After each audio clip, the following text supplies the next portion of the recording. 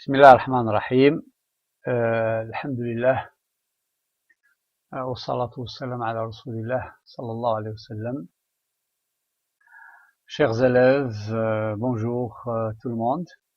J'espère que cet enregistrement vous trouvera en bonne santé, très motivé à suivre et à travailler ces cours à distance en cette période de confinement provoquée par la pandémie Covid-19.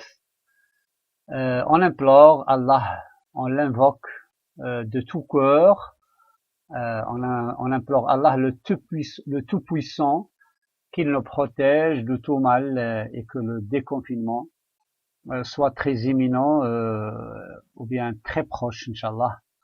Amin. Voilà pour cette leçon-là qui est destinée aux élèves de troisième année, les élèves terminales de toutes les filières, toujours dans le projet 3 qui est l'appel dans l'intention communicative. On doit vraiment la rappeler que l'intention communicative de l'appel, c'est argumenter pour faire agir. Voilà. Après la compréhension de l'oral et après la première activité de la compréhension de l'écrit, cette fois-ci, nous allons un petit peu aller dans les profondeurs. Ça veut dire, on va approfondir un peu la compréhension de l'écrit en analysant un texte. Alors toujours dans le texte exhortatif, l'objectif ou bien les objectifs de cette activité-là ou bien de cette leçon, ils sont en nombre de 4, comme il pourrait être bien plus, ou bien nous allons voir que peut-être quelques objectifs nous allons les atteindre et d'autres on va les différer pour des prochaines leçons ou bien des prochains cours. Alors parmi les objectifs sur lesquels nous allons travailler aujourd'hui, c'est comprendre la structure d'un appel, identifier la situation de communication dans un appel, qui parle dans un appel, à qui s'adresse-t-il et pourquoi et dans quel but. Alors, identification des étapes ou bien on va dire des phases ou bien on peut dire des parties qui composent un texte exhortatif ou bien injonctif, et repérage des mots et expressions de l'exhortation. Voilà. Nous allons commencer par un petit rappel. Alors, lors de la dernière leçon, ou bien le dernier envoi d'enregistrement précédent, nous avons proposé deux textes à travailler. Avant cela, avant qu'on évoque ces deux textes-là, on doit toujours se rappeler que dans le texte exhortatif ou bien injonctif, l'émetteur du message interpelle.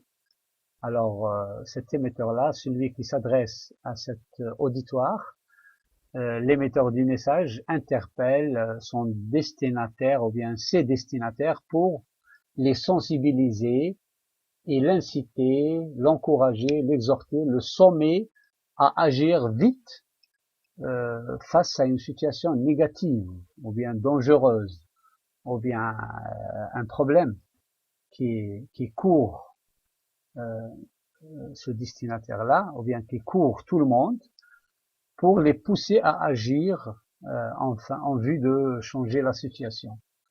Voilà le contexte de l'exhortation. Voilà, nous allons essayer de travailler ensemble ce support-là, ou bien ce texte.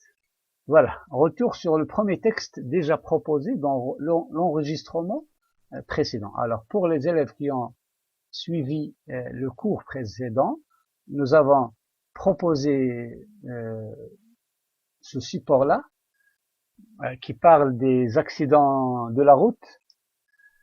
Et la dernière fois, si vous vous rappelez, je vous ai demandé, chers élèves, d'essayer de délimiter quelles sont les parties de cet appel-là. Alors voilà, à présent, voilà la réponse.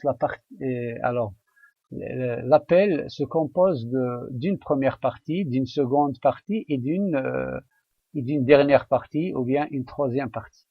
Voilà. La première, c'est la partie expositive, là où l'auteur essaye d'exposer le problème, ou bien ce qu'on appelle la situation négative, ou bien le constat négatif. Voilà.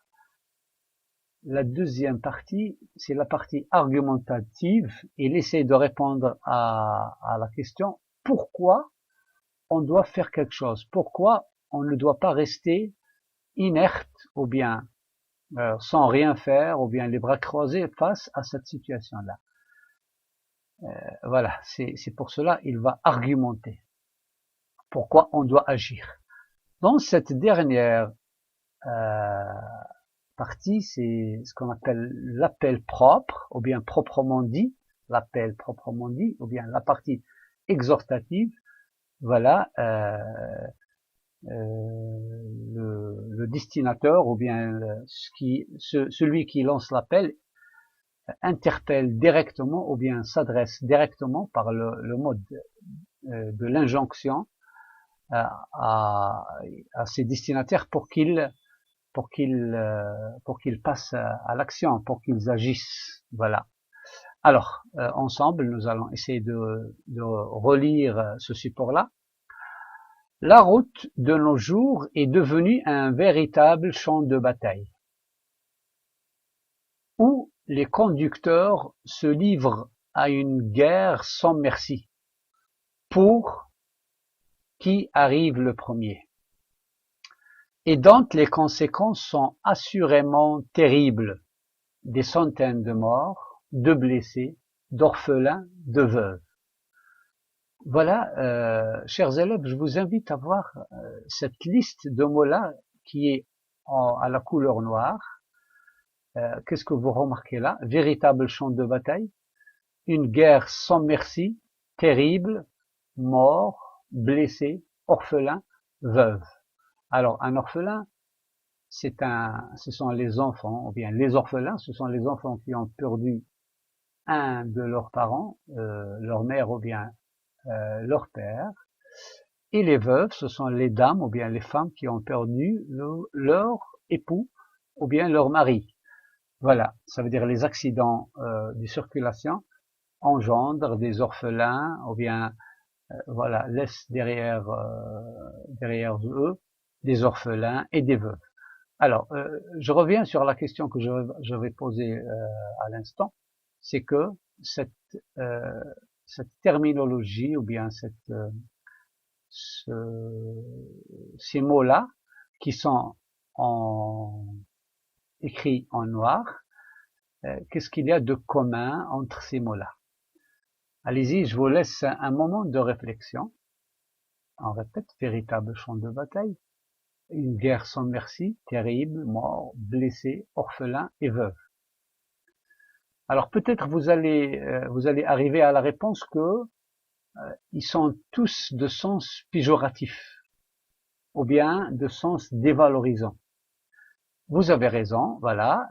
Alors champ de bataille, ça veut dire un véritable champ de bataille, champ de guerre, morts, blessés, orphelins, terrible, une guerre sans merci, veuve. Alors voilà. Voilà, ces mots-là sont tous de sens dépréciatif ou bien dévalorisant. Là, dites-vous bien, chers élèves, que l'auteur, on peut dire entre parenthèses, enrichit ou bien introduit cette première partie expositive par un lexique péjoratif pour créer le chaos chez son interlocuteur ou bien chez son destinataire, pour le sensibiliser de la gravité du problème ou bien de la gravité de la situation. Voilà. Alors, dans cette partie expositive, on va voir ça dans le prochain envoi ou bien la prochaine leçon avec plus de détails quant aux caractéristiques ou bien les tournures linguistiques marquant chacune des trois parties. Nous allons passer à la deuxième partie, la partie argumentative. Vous remarquez que on commence par on peut dire un articulateur qui exprime la transition. Pourtant, ça, sa valeur, on va dire syntaxique, c'est un articulateur d'opposition. Ça veut dire cette situation doit, ou bien celle-là, cette partie-là, est contrairement à cette partie-là. Ça veut dire le constat négatif doit être changé. Là, ce qu'on appelle la possibilité de changement, ou bien la nécessité du changement. Pourtant, ou bien mais, on peut dire or, malgré, toutefois, alors tous les articulateurs qui expriment l'opposition. Pourtant, cette hécatombe pourrait être évitée, ce carnage-là, ou bien cette tuerie-là, ce nombre terrible de morts et de blessés pourrait, dans le conditionnel, voilà, dans le conditionnel, c'est le souhait, ou bien la possibilité, pourrait être évité si les usagers, ceux qui utilisent la route, ont le sens de la responsabilité et conduisent avec plus de prudence, car la vie est chère et mérite d'être préservée. Voilà, regardez là, le mot prudence, le mot cher, le mot mérite, ça veut dire mériter, c'est avoir la chance ou bien avoir le plaisir d'être préservé, ou bien avoir l'avantage d'être préservé. Alors là, contrairement à ce qu'on a vu ici, nous avons ici un lexique plutôt valorisant. La prudence, c'est le fait de faire attention. La vie est chère, voilà, c'est un lexique, c'est un vocabulaire appréciatif ou bien valorisant, et mérite d'être préservé. Là, c'est pour dire aux gens que on doit penser à changer cette situation-là. Voilà, par l'argumentation. Alors l'argument, c'est quoi? C'est que les usagers de la route, s'ils ont le sens de responsabilité et qu'ils conduisent, ça veut dire qu'ils se sentent responsables de leur vie et la vie des autres. En plus, ils doivent conduire avec plus de prudence. Pourquoi? Alors c'est ça l'argument, car la vie est chère et mérite d'être préservée ou bien soignée. Voilà, ça veut dire on ne doit pas perdre sa vie gratuitement ou bien pour une cause banale qui n'a pas d'importance ou bien qui n'a pas de sens. Voilà. Après cette partie-là, l'auteur, il passe à la partie exhortative. Là, il appelle très bien. C'est ça. C'est ça, on va dire, l'appel propre, ou bien proprement dit, c'est ça. Alors, pourquoi on appelle le texte injonctif? Pourquoi? Parce que là, on exprime l'injonction ou bien l'exhortation. Ça veut dire on interpelle, on s'adresse promptement ou bien directement au destinataire. Chers automobilistes, chers conducteurs, ou bien chers chauffeurs, ceux qui utilisent les automobiles ou bien les voitures. Pensez, voilà, ça c'est dans l'impératif, pensez à vous et à autrui et aux autres. Et roulez, voilà, un deuxième verbe à l'impératif, roulez avec prudence, avec attention. N'appuyez pas trop sur l'accélérateur. Ne mettez pas votre vie et celle des autres en danger. C'est ainsi que nous pourrons, alors si vous allez suivre ces ordres-là, ou bien ces demandes, alors nous allons ultérieurement, dans les prochaines leçons, nous allons voir quelle est la valeur de de ces verbes-là qui sont à l'impératif, parce qu'on sait pertinemment que les valeurs, ou bien les verbes à l'impératif ont différentes valeurs. Alors pensez à vous, ne mettez pas votre vie et celle des autres en danger, n'appuyez pas trop sur l'accélérateur. Tous ces verbes-là qui sont conjugués à l'impératif ont une valeur, on va la voir dans les prochains cours. C'est ainsi, ou bien comme cela, si vous allez obéir à ces ordres-là, ou bien à ces demandes, nous pourrons réduire le nombre, ou bien diminuer le nombre des accidents sur nos routes, qui connaissent ces dernières années une augmentation vertigineuse, une augmentation terrible, ou bien voilà, importante, qui donne des vertiges comme cela. C'est ainsi également, on permettra à tous les enfants de jouir des retrouvailles avec leur papa, assez souvent sur les routes pour l'accomplissement de leur travail. On va donner la chance aux élèves, ou bien aux enfants, qu'ils retrouvent leur papa, ou bien que leur papa rentre chez eux, rentre à la maison pour se retrouver tous en famille après avoir fait un voyage de travail. Ça veut dire on ne doit pas tuer. En bref, ici l'auteur veut dire que essayons de laisser ou bien de protéger ces papas-là, les pères des enfants, pour qu'ils le rejoignent une deuxième fois, ou bien qu'ils le rejoignent souvent chez eux après avoir fait un déplacement de travail. Voilà pour ce qui est de l'analyse, on va dire sommaire, c'est une analyse rapide du texte. Maintenant, voilà, à présent, je vous invite à suivre avec moi la lecture de ce texte-là. Alors, ça, c'est une question qui nous éveille tous.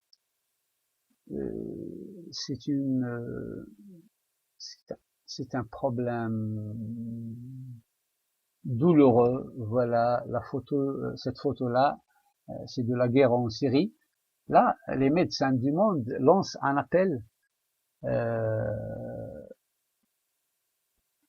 aux responsables qui sont les acteurs de la guerre en Syrie. On va voir cet appel-là pour les appeler à quoi faire. Suivez s'il vous plaît. Voilà le texte, il va apparaître sur l'écran. Voilà.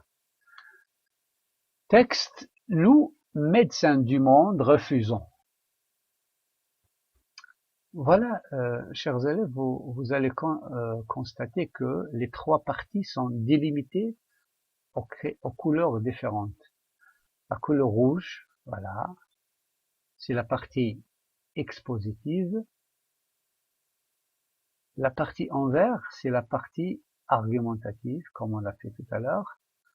Et la partie en noir, c'est la partie incitative ou bien exhortative. Là où il y a, voilà, des mots, des verbes qui sont à l'impératif. Allez, on va lire. En Syrie, la recrudescence des violences affecte la population civile et cible les blessés, le personnel médical et les structures de soins. Je vais m'arrêter un moment, chers élèves, pour remarquer ou bien pour vous orienter à faire stopper la vidéo en cas d'anomalie, de confusion. Par exemple, nous allons essayer de chercher le sens du mot recrudescence, le sens du mot, par exemple, affect, voilà. Essayez de faire cela souvent, ça veut dire n'hésitez pas à arrêter la vidéo et faire usage ou bien utiliser votre dictionnaire pour plus de compréhension, pour bien comprendre ou bien pour bien acquérir le sens. Je répète, en Syrie, la recrudescence des violences affecte la population civile et cible les blessés, le personnel médical et les structures de soins. Aujourd'hui, en Syrie, la médecine est instrumentalisée. Elle est devenue une cible et parfois même utilisée comme une arme. Professionnels de santé assassinés et torturés. Les médecins sont tués ou bien sont torturés. Hôpitaux inaccessibles, on ne peut pas entrer dans les hôpitaux. Les blessés ne peuvent pas. Hôpitaux inaccessibles aux blessés par peur de représailles ou bien d'attaques sur, on va dire, d'attaques surprises. Entrave constante à l'aide médicale dans les hôpitaux et les zones bombardées et assiégées. Transporter des médicaments clandestinement est devenu un crime. Alors en Syrie, quand vous transportez des médicaments, c'est comme vous transportez, on va dire, des armes, ou bien des matières, on va dire, interdites. Transporter des médicaments clandestinement est devenu un crime. La violence contre les civils est sans limite. 70 000 morts estimés, des milliers de personnes détenues, des centaines de milliers de personnes déplacées ou réfugiées, et combien de blessés sans assistance. Sans assistance, il n'y a personne qui les assiste. Aussi choquant que cela soit, c'est pourtant ce qui caractérise ce conflit. Voilà la situation en Syrie, ou bien le quotidien des gens, ou bien de nos frères musulmans, de nos frères arabes en Syrie. Voilà, je vous invite, chers élèves, d'arrêter, de faire arrêter l'enregistrement et d'aller voir, d'aller, on va dire, relever le vocabulaire dépréciatif ou bien les mots qui ont une valeur ou bien un sens péjoratif. Voilà, comme on l'a fait tout à l'heure avec le texte sur les accidents de circulation. Maintenant, nous allons passer à la partie argumentative. Devant ce terrible constat, et alors même que l'accès aux victimes reste limité, il est de notre devoir de dénoncer cette situation, de dire non à cette situation avec force et de mettre tous les acteurs au conflit devant leurs responsabilités. Aujourd'hui, il me semble important de rappeler plusieurs évidences à ce jour oubliées. Ça veut dire ces évidences qui sont oubliées et de lancer cet appel. Alors regardez là un petit peu le mot, le verbe devoir et le verbe semble.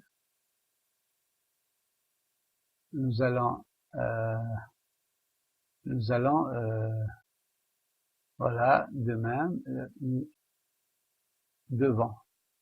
Ah, non, non, là, devant, non, c'est pas devant, ça vient, c'est un articulateur, ou bien c'est un adverbe de lieu. Voilà, ça veut dire, là, tous les acteurs au conflit devant leurs responsabilités, ou bien face à leurs responsabilités.